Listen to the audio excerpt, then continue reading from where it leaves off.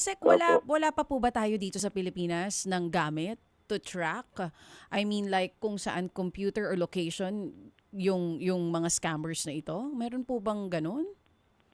Meron na meron na ho at, yun ang, balak natin na, kung may mga, So, opo, Asek, I think, iti-train lang talaga natin yung mga tao natin na oo. gamitin ng tama yung mga gamit So, na 'to. etong aparato na to na sinasabi ninyo that can track kung nasan yung location nitong mga scammers na to, meron na tayo dyan ngayon sa CICC.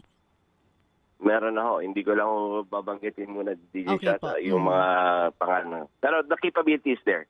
I Oo. can assure you that. And then, yung mga gagamit po nito, o ginagamit na po ba ito sa ngayon? Oo. Iba lang ang iba lang yung orientation ng paano nila ginamit before. But this can be used to track down yung eto nga ho, even these syndicates na dito sa mga job scams na to.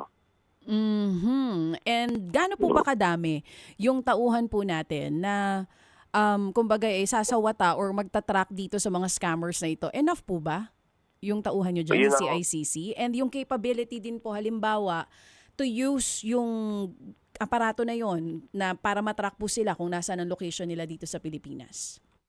yun yung challenge DJ Chacha. Medyo kulang pa at ang pinaka problema sa amin DJ Chacha, hindi kami LEA eh. Hindi kami law enforcement agency eh.